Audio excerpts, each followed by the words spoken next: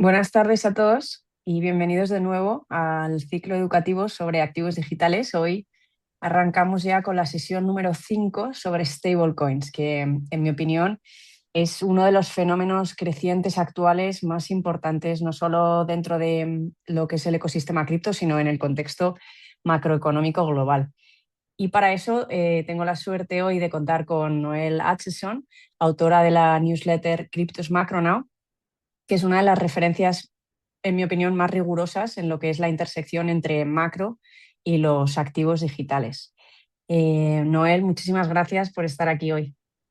Muchas gracias a ti, María, por esos comentarios y también por la invitación. Encantada de estar aquí. Gracias. La sesión de hoy la vamos a estructurar como en la última sesión. Primero vamos a hacer una breve parte teórica en la que cubriré los fundamentos para entender de qué estamos hablando. Y en la segunda, ya en un formato más de conversación con Noel, entraremos sobre el impacto macro. Y antes de, como siempre, antes de arrancar, un breve repaso de lo que hemos visto hasta hoy, y así damos tiempo a que todo el mundo termine de conectarse y también que Noel sepa qué hemos estado viendo.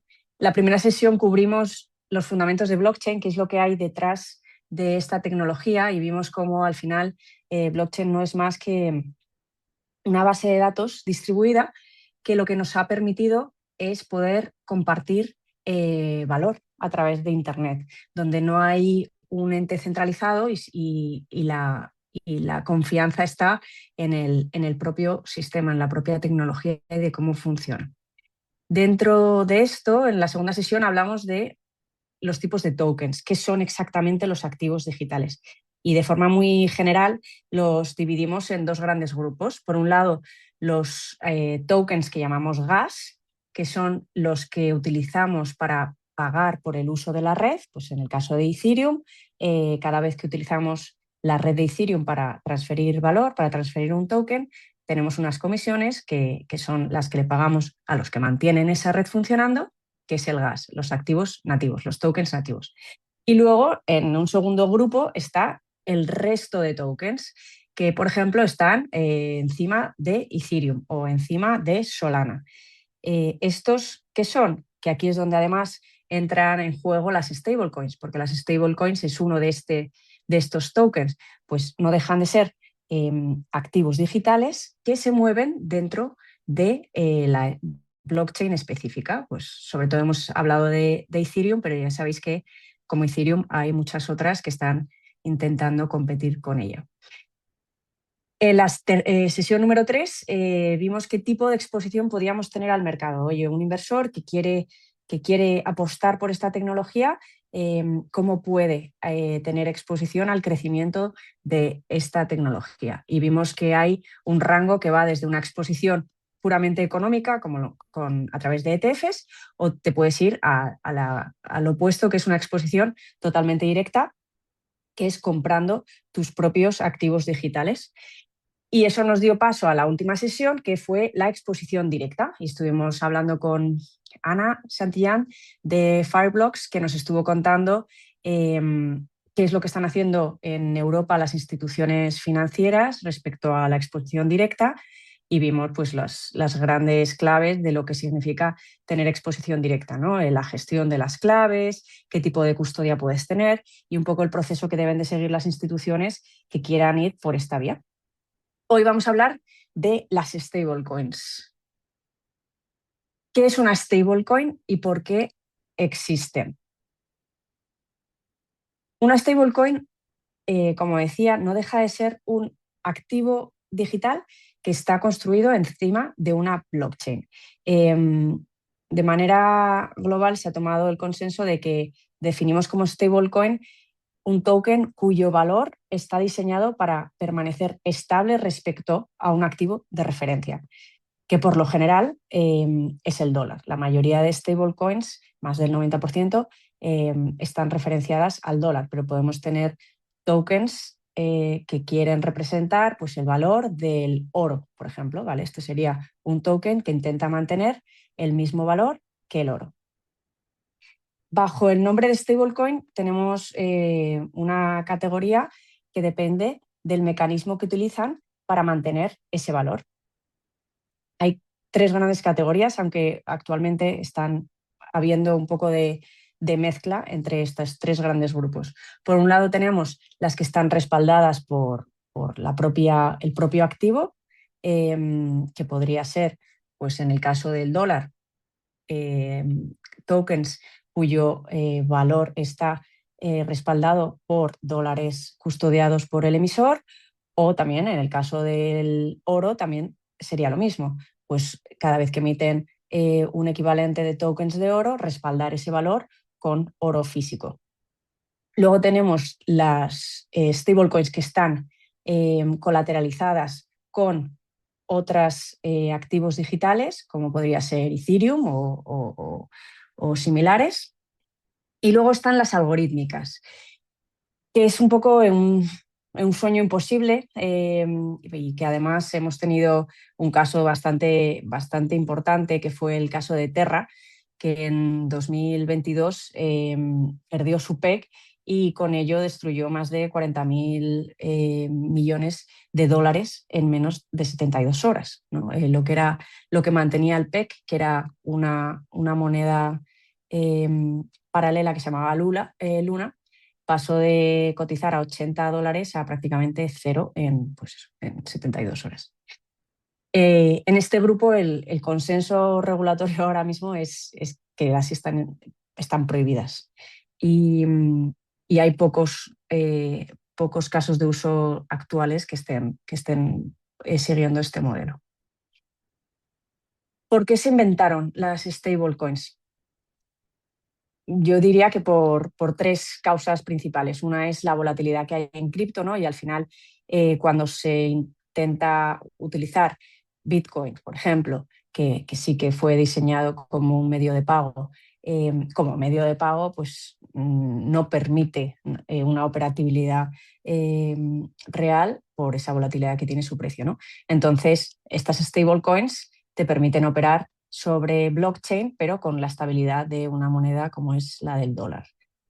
Además, uno de los casos más importantes también fue la fricción que había con las fiat, sobre todo a la hora de hacer trading, ¿no? Pues en mi caso, cuando hemos estado gestionando fondos, el primer fondo que yo gestioné, que empezamos hace más de 10 años, no existían las stablecoins. Cada vez que teníamos que deshacer posiciones y queríamos irnos a cash, teníamos que irnos a fiat, teníamos que deshacer posiciones en los exchanges, eh, convertir las posiciones en dólares y los dólares mandarlos a los bancos, porque no querías mantener esa liquidez contra un exchange que ahora no es... están parcialmente regulados, pero entonces no querías tener esa exposición contra un exchange. ¿Qué te hacía esto? Que salías del sistema blockchain. Si en algún momento querías volver a entrar en el mercado, querías volver a invertir, pues por ejemplo un fin de semana, no podías volver a meter tus dólares en el exchange porque ibas a tener que esperar a que el banco abriese. Con las stablecoins te permite una flexibilidad para el trading mucho mayor y además con mucha más seguridad, porque estas stablecoins, tú en el momento en el que tus bitcoins los conviertes en stablecoins, no los tienes que mantener en el exchange, te los llevas a tu sistema de custodia en frío y eso te permite tener control sobre lo mismo sin depender del exchange, pero si en una hora quieres volver a tener esos dólares digitales en el exchange para volver a invertir, lo puedes hacer, ¿vale? Y luego el acceso al dólar, que al final es la bancarización, que luego entraremos en profundidad con Noel, cómo este nuevo tipo de tokens da acceso a 3.000 millones de personas que no tienen de otra forma acceso a la banca o al dólar, ¿no? Entonces es al final una herramienta de libertad financiera para muchas personas en el mundo. Ahora, brevemente os voy a explicar cómo es un poco el funcionamiento de USDT Tether, que es el stablecoin de Tether, y USDC, que es el stablecoin de Circle. Hablamos de estos que están colateralizados con fiat porque juntas son más del 80% de lo que es el mercado de stablecoins. Para que os hagáis una idea, Tether actualmente tiene como unos 190.000 millones de dólares de capitalización, y la moneda de Circle está alrededor de los 80.000 millones. Tienen un sistema muy similar en cuanto a cómo funcionan, y su ciclo de vida es muy sencillo, y además es este ciclo de vida lo que mantiene ese equilibrio de precio, ¿vale? Por un lado tenemos la emisión o el mint, y por otro lado tenemos la quema. ¿Cómo funciona el emitir uno de estos tokens y el quemarlo? Cuando una institución quiere recibir Tether o Circle, lo que hace es que habla con Tether o Circle, les transfiere los dólares equivalentes que quiere recibir en moneda digital, y ellos emiten un nuevo token por ese valor, ¿vale?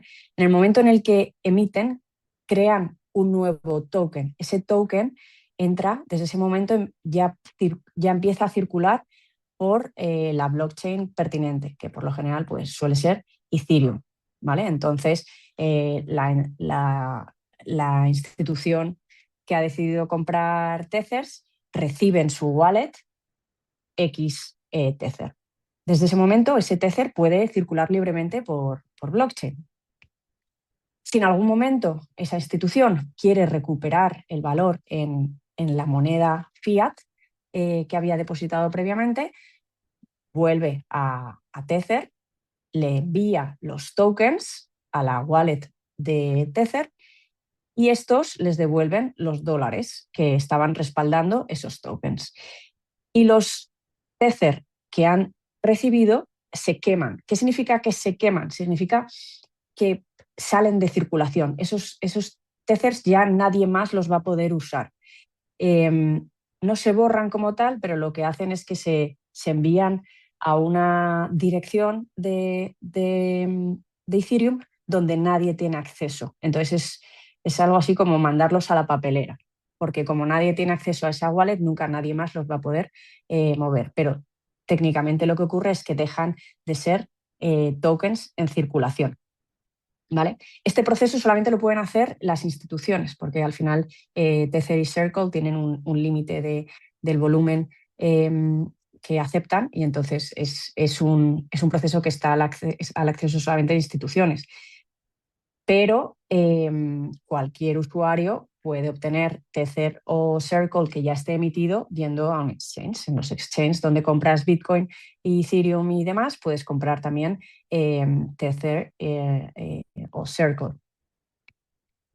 Entonces, el PEC no se mantiene porque haya una confianza hacia el emisor, sino se mantiene porque hay un arbitraje activo. Al final, si de repente USDT cotiza por debajo de $1, lo que hace una institución es que lo va a comprar el token, va a ir al emisor, se lo va a redimir por $1 exacto, y con la diferencia pues obtiene beneficio, y así también se equilibra, se autorregula el mercado, ¿vale?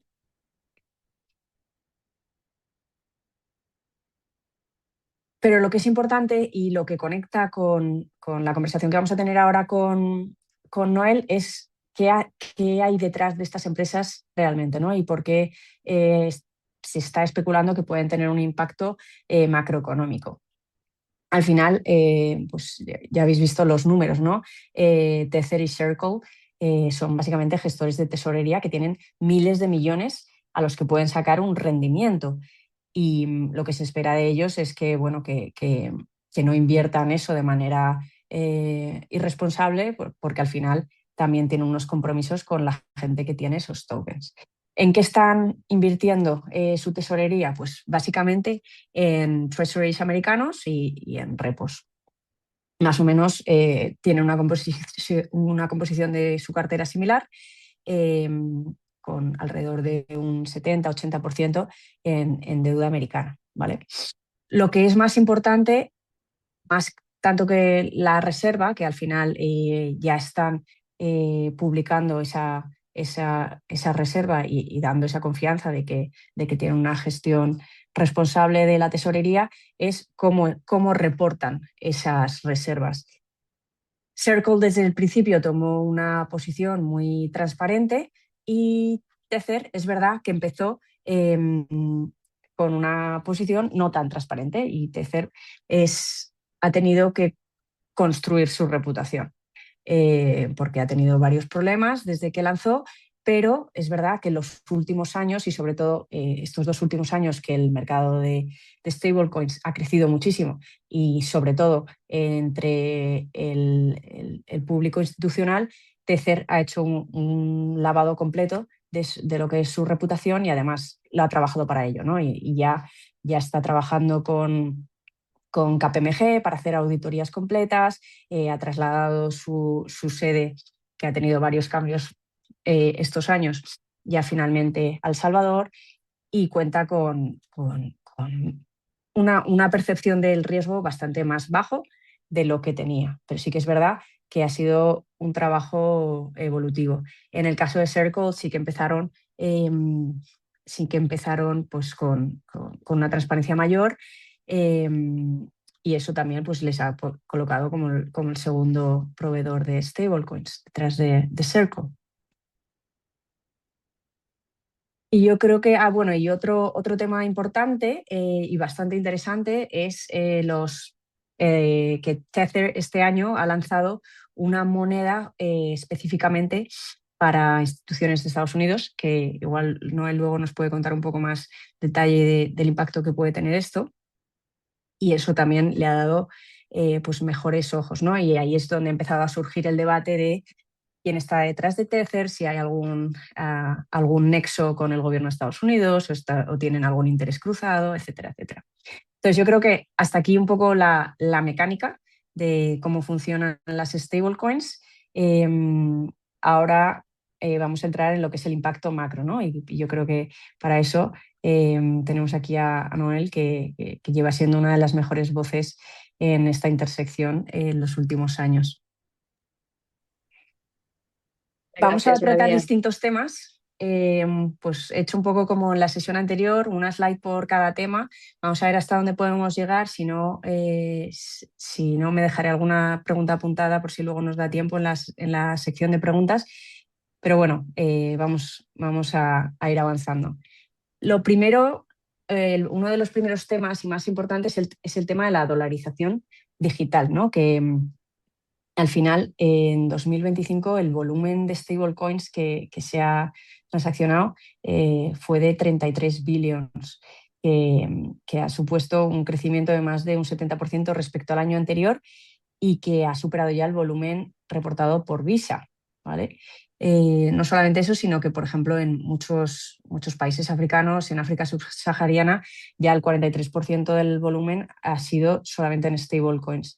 Y estamos viendo que en países con alta inflación, como ha sido Argentina, pues no el año pasado, que ya han corregido un poco, pero sí los últimos años, las stablecoins se han convertido como en una herramienta de libertad, ¿no? Y ahí ya lo primero que hacían las familias es convertir el sueldo a USDT el mismo día para conservar valor.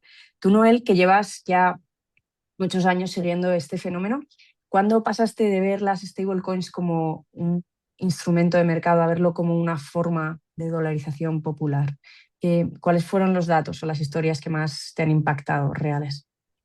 Muy buena pregunta. La verdad es que siempre se ha hablado de stablecoins como sustituto para el dólar en muchas partes del mundo donde es difícil conseguir dólares, pero donde también mucha gente quiere conseguir dólares por los motivos que tú hablas. Y yo creo que cuando me di cuenta de que efectivamente estaba pasando, porque una cosa es decirlo, otra cosa es que pase, fue cuando Nigeria, el gobierno de Nigeria, acusó al mundo cripto de la caída de la naira en 2025. Estaba convencido de que fueron la demanda de stablecoins que había, que fue detrás de bad performance de la caída de su divisa. Obviamente no es tan sencillo, pero es fácil culparlos. De hecho, incluso empezaron a poner en la cárcel a los vendedores de stablecoins. Es cuando me di cuenta de que, esto es una amenaza para muchas divisas débiles, países con inflación muy alta, etcétera. Y es difícil impedirlo, porque como María ha explicado, mueven en blockchains públicos.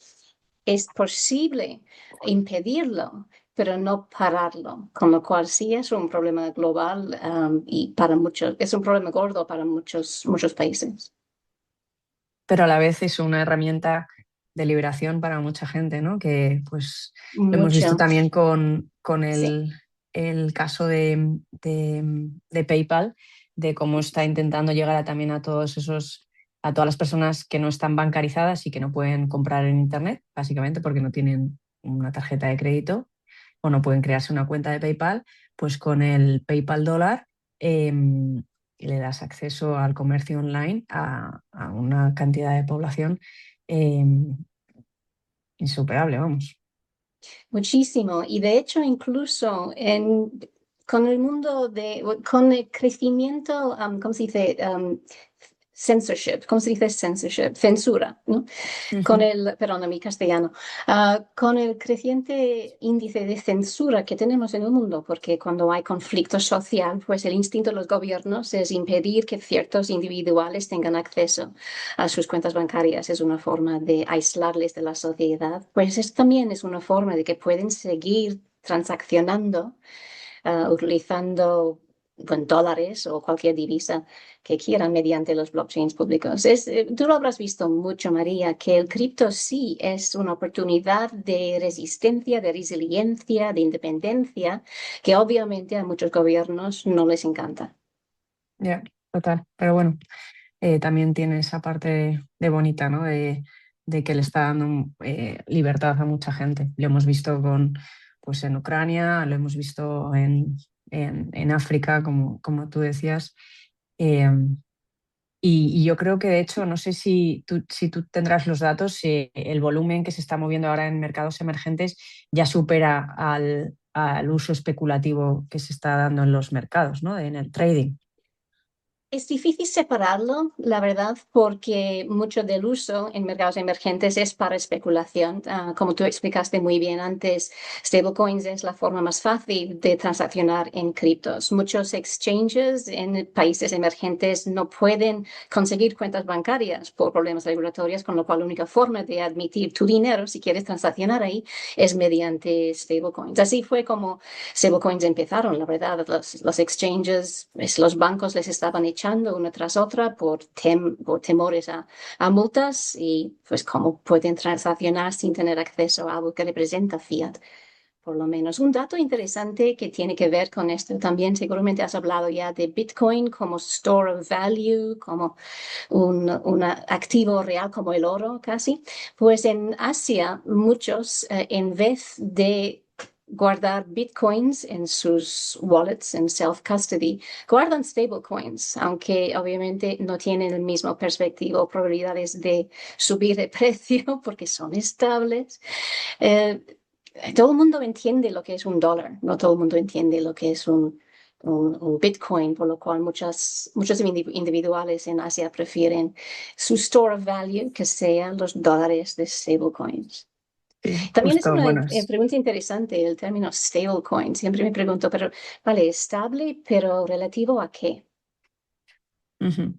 Sí, ahí está un poco que no hay un consenso establecido de qué es un stablecoin en realidad, porque yo creo que la definición es que es estable respecto a una referencia, ya sea dólar o ya podría ser también el oro, ¿no? Exacto. El Y el Pax hecho de que el Gold. dólar es la divisa más estable del mundo. Claro, muchos aficionados de Bitcoin te dirían que no es para nada estable, pero es el más estable y por eso también sirve no solamente para pagos fronterizos y todo esto, sino también un store of value, sobre todo en países con divisas muy volátiles. Sí, he visto ahí el caso de Argentina, que al final, como store of value, es mucho mejor tener el dólar digital que mantenerlo en tu propia divisa. Sí. Y en China también, como todos sabemos que China va a tener que devaluar su divisa pronto o tarde, pues muchos ahí están ya cambiando lo que puedan, que no es mucho, en stablecoins de dólares. Por eso vemos mucho volumen de Asia últimamente. total.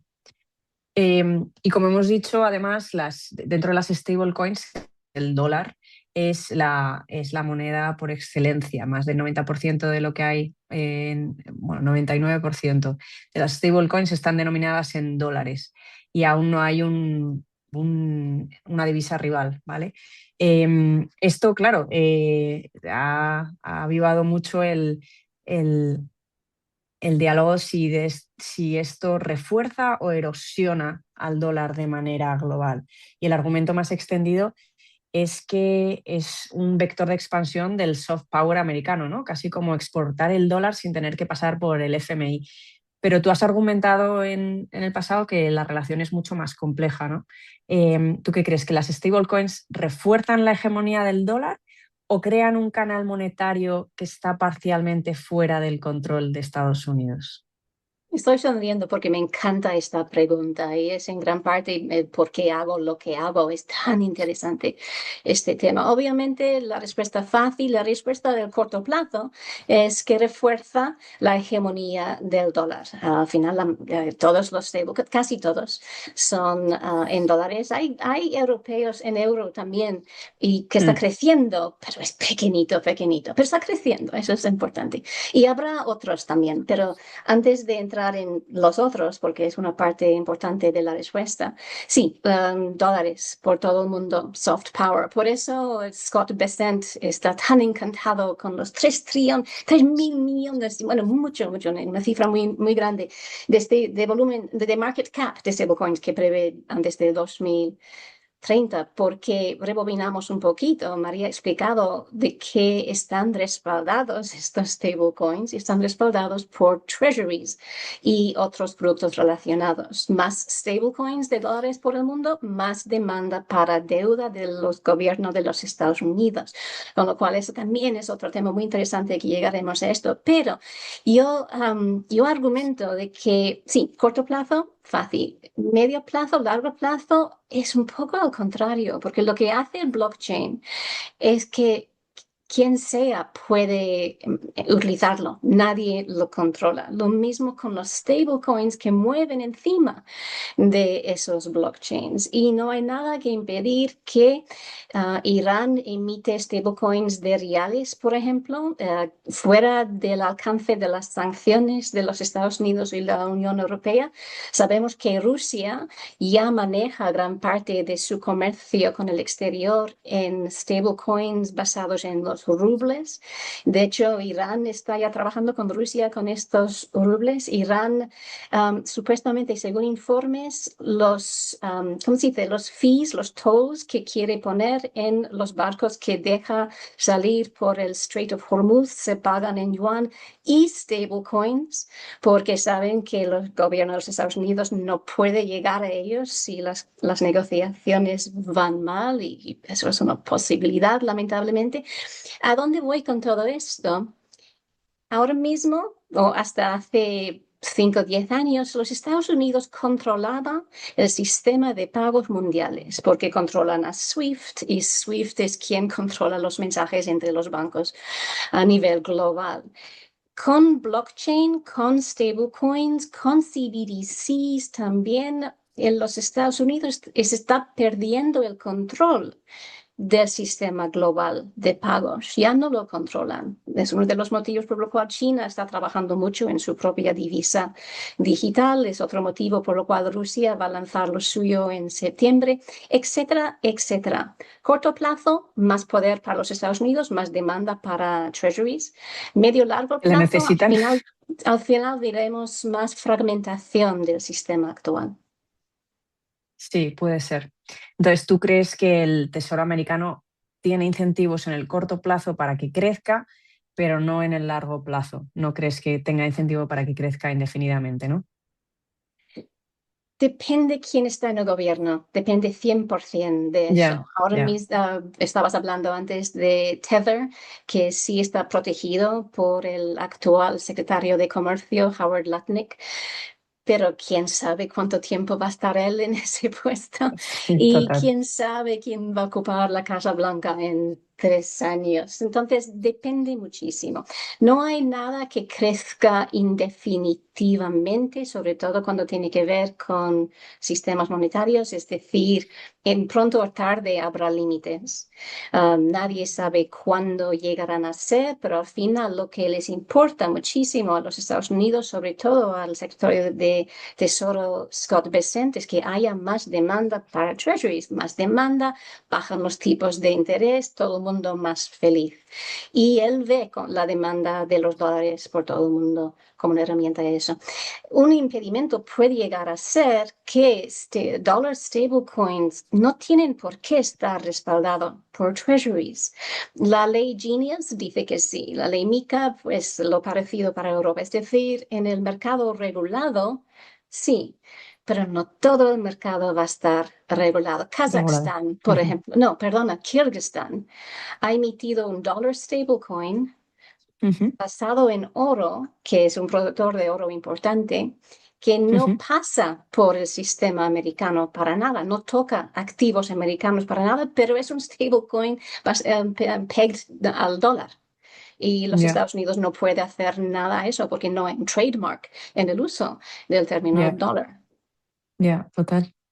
Y eso conecta un poco con el siguiente debate, ¿no? Que es el tema de estas reservas que tienen, ¿no? De los T-bills, regulatoriamente tienen obligación, pero se puede extender hacia otros lados que no. Tether ahora mismo tiene alrededor de 140 billions de US Treasuries, que son más de lo que tiene Alemania o Arabia Saudí. Em, la Está en narrativa. está en el top 20 de treasury holders a nivel global, que es el otro motivo por lo cual Tether está protegido. Ahora mismo nadie va a querer ver qué hace Tether Hacer si caer, tuviera que sí, sí. vender gran parte de sus obligaciones, de los treasuries. Sí, pero bueno, ahí está un poco el tema de cómo consigues protegerles si no estar realmente bajo tu jurisdicción, ¿no? Exacto. Em, Porque sí, es verdad lo que tú comentabas, que ahora prácticamente el 100% de sus T-bills los tiene custodiado el Secretary of Commerce, ¿no? Canton Fitzgerald, em, que además tiene vínculos directos con la empresa y así lo ha institucionalizado ya el Genius Act. Em, pero realmente, ¿tú qué crees que es lo que ha cambiado de verdad en la percepción del riesgo de Tether o si realmente puede tener un impacto sobre, mm, sobre el mercado de deuda en el caso de que le ocurriese algo? Lo que más ha cambiado es dinero, básicamente. Tether es rentable. Tether gana más beneficios que Goldman Sachs con una centésima parte de los empleados. Tiene como 100 empleados. Goldman Sachs tiene 32.000 o algo así y ganan del mismo nivel de beneficio neto, lo cual es flipante. Y solo todo lo que tiene que hacer para ganar esta cantidad de dinero es nada, realmente. Es simplemente tiene los treasuries y gana los intereses de los treasuries, que ahora mismo es bastante alto, como 4 y algo por ciento. Y solamente por eso tiene el mismo nivel de beneficio neto que Goldman Sachs. Es flipante. Y ese dinero le ha permitido un lavado de calidad. Vamos, yo Ujú. creo que Tether tiene buenas intenciones. Al principio, no, hacía cosas de verdad chocantes al principio, pero también para Sí, defenderles un poquito solo, no era fácil entonces para ninguna empresa, y María, tú te acuerdas de esto, sí, porque total. No tú podías eres de los trabajar con Estados primeros en Unidos, trabajar en esto, sí. no era fácil manejar No, dinero en el sector cripto, con lo no, cual y yo creo tuvo que problemas. además esa dificultad que había de trabajar con instituciones financieras en Estados Unidos, que es un poco lo que les sacó a Tether de poder establecerse en Estados Unidos, luego le ha salido bien, ¿no? Porque, por ejemplo, en 2023, cuando Circle, con su moneda, sufrió un depeg muy gordo por la quiebra del Silicon Valley Bank. Mientras que Tether, como no estaba en ese entorno y no tenía sus reservas en ninguno de los bancos afectados, pues pudo mantener su PEC y no hubo riesgo, por así decirlo, ¿no?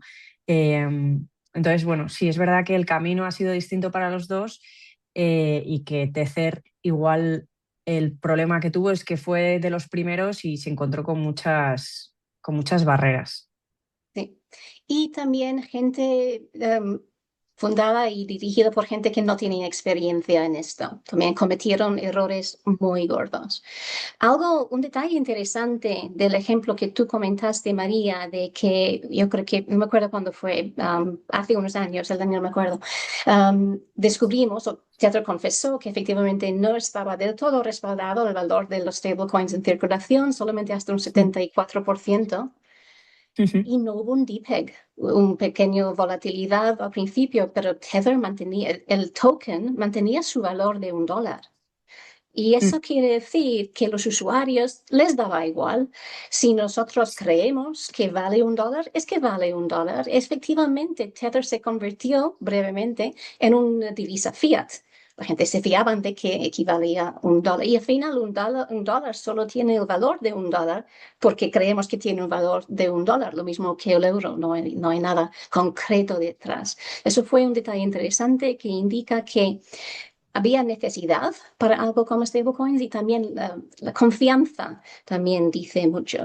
El mercado confiaba en Tether, aunque había muchas señales de que no debería, quizás. Sí, puede ser. Es verdad que es que no, como tú dices, en ese momento cuando, creo que esto fue en 2019, cuando dijeron que no tenían todo lo emitido respaldado, es que no había alternativas. Entonces, tenías, es que es esto o nada. La alternativa era volver al sistema fiat para todo el trading y muchas veces no compensaba, ¿no? Entonces, sí, mucha gente, yo creo que también se tapó un poco la nariz y decir, oye, esto es muy grande, estamos todos en el mismo barco, vamos a ver si esto avanza. Sí, exacto.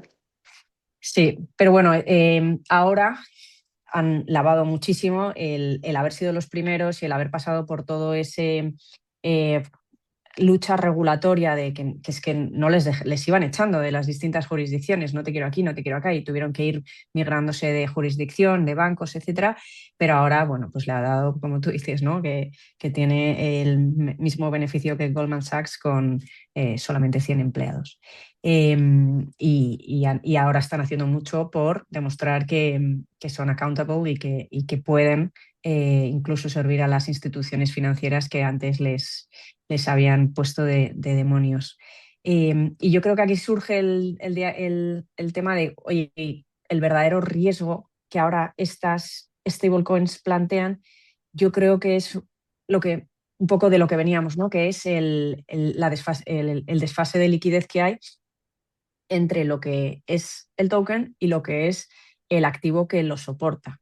Al final los treasuries no cotizan 24/7 y en momentos de estrés eso puede ser un problema. Pero yo creo que a día de hoy, no sé si a ti te lo parece, Noel, es como el mayor riesgo real, aunque no sea, aunque es improbable que pueda haber algo tan gordo como para tener que pasar por este desfase de liquidez. Exacto, porque también tenemos que acordar que aunque no podrán liquidar o hacer un burn de los stablecoins un fin de semana necesariamente, los mercados líquidos de los stablecoins funcionan los 24/7, con lo cual si tú no quieres tus Tether, quieres salir de Tether por lo que sea y quieres comprar a Circle, puedes perfectamente 24/7 en mercados muy líquidos, incluso muchos mercados descentralizados, como tú quieras. Yo no veo mucho riesgo en eso, pero es el mayor Ujú. riesgo que veo. Eso no quiere decir que Sí. la probabilidad de que algo ocurriese ahí sea alto. Podría llegar a ser de más riesgo con más crecimiento del volumen de stablecoins, pero también a la vez se está evolucionando muy rápido el mercado de activos tokenizados como money market funds, que pueden perfectamente, incluso por ley, sustituir a los treasuries que respaldan los stablecoins y estos sí trabajan cotizan los 24 horas al día, 7 días a la semana. Sí, y eso también podría un poco reducir el riesgo de concentración, ¿no? En el caso de que las stablecoins creciesen muchísimo, de que, oye, que no se convirtieran en el número uno tenedor de deuda de Estados Unidos, ¿no? Em, pero bueno, aún queda para eso. Esto sigue siendo, aún siendo enorme, sigue siendo algo pequeño y tenemos aún mucho por delante. Em, de hecho, bueno, hay que ver, una de las preguntas también es, oye, la política monetaria, ¿está teniendo ya un impacto en la política monetaria? Al final, bueno, pues las stablecoins tienen 160.000 billions, 160 billions frente a los 72 trillions que puede ser el M2 que controla la Fed, ¿no? A ver, ahora no es un problema, pero claro, lo hemos visto en este mercado en los últimos años y esto sigue siendo aún un producto súper incipiente. De la penetración que tiene blockchain como usabilidad real sigue siendo de menos del 10% de la población. Esto se puede multiplicar por 5, por 10. Ahí igual sí que tendrían que plantearse que los modelos actuales monetarios no funcionan. No sé, ¿tú cómo lo ves? ¿Qué crees que están haciendo realmente, por ejemplo, los bancos centrales para responder a esta amenaza? ¿Y tú crees que las monedas de los bancos centrales, ¿no? Que es otra de la duda que hay sobre las stablecoins, puede ayudar, puede impedir? ¿Es una respuesta que servirá? Me encanta esta pregunta también, porque también es compleja. Empezamos a hablar de la política monetaria de los Estados Unidos y luego pasamos a hablar de otros países. Lo de los Estados Unidos es mucho más interesante de lo que parece cuando tomamos en cuenta que Scott Bessent cree que el mercado actual de stablecoins va a crecer un 20 veces entre ahora y 4 años. Obviamente es una previsión un poco futurística, pero bueno, él cree esto y pensamos el por qué le encantaría que saliera así. Ahora mismo, en teoría, el control monetario está en manos del Federal Reserve, del Banco Central de los Estados Unidos. Sube, baja tipos, los bancos responden, eso influye en la cantidad de dinero que circula y afecta la actividad económica. Pero también sabemos, viendo los titulares, que President Trump le encantaría que el Fed tuviera menos que ver con la economía porque le impidan que bajen tipos de interés. Y obviamente hay que bajar tipos de interés para más actividad económica. Imaginemos un mundo cuando una gran parte del dinero en circulación está en forma de stablecoins. ¿Quién controla los stablecoins? Treasury, el gobierno, no el Banco Central.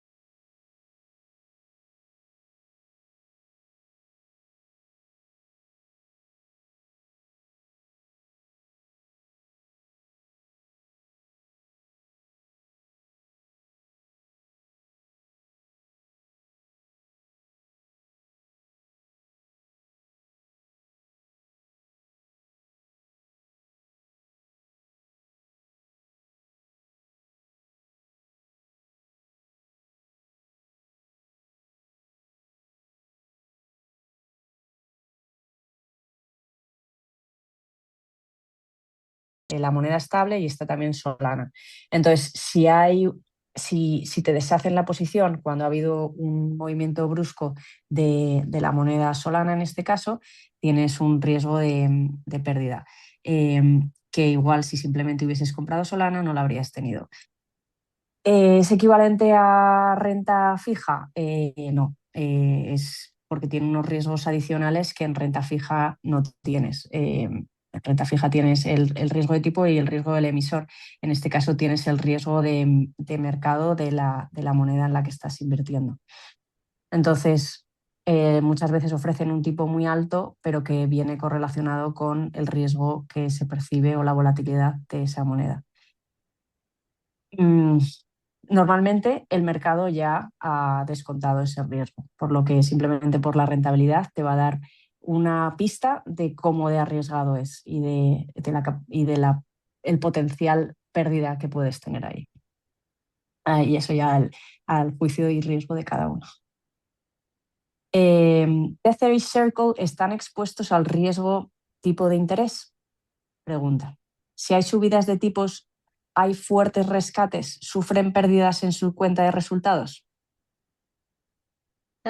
Sí están expuestos a riesgo de tipos de interés, pero un poco al revés. Es decir, si hay subidas de tipos, en teoría suben el rendimiento de los bonos de tesoro, con lo cual ganan más dinero. Estarían encantados.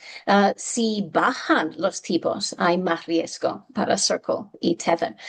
Imaginemos que llegamos a un momento cuando el rendimiento de los treasuries que tienen como reservas es por debajo del 1%, pues sí, sus beneficios obviamente son una cuarta parte de lo que son hoy en día. Eso en parte es detrás del motivo de Tether de diversificar sus reservas. Circle no está haciendo lo mismo de momento, quizás en el futuro, quién sabe. Pero también tenemos que preguntarnos qué probabilidades hay de que los rendimientos de los bonos de Estados Unidos, bonos del gobierno de Estados Unidos bajen por debajo del 1%. Yo diría muy, muy poco. Ya, o sea, sí, expuestos a riesgo de tipos de interés, pero más bien a la baja. Es decir, sufrirían si bajan mucho los tipos. Sí. A ver.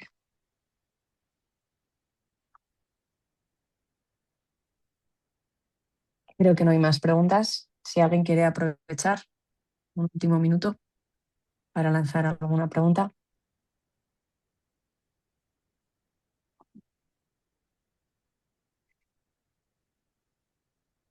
Sí, veo algo en la pregunta de antes, ahora lo tengo aquí.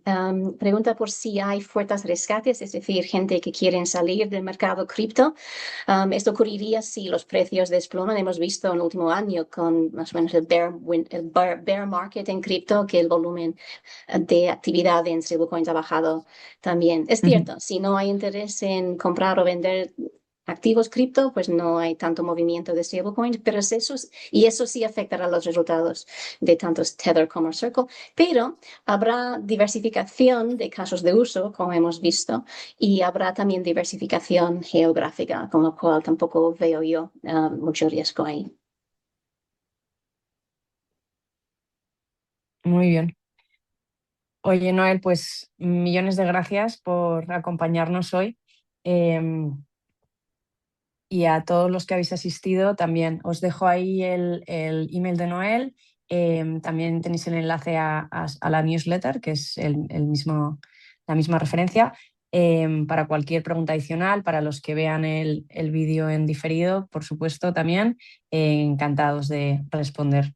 Muchas gracias a todos. Pues muchas gracias, María. Ha sido muy divertido y bien hecho en la presentación. Gracias a ti, Noel. Adiós a todos. Chao.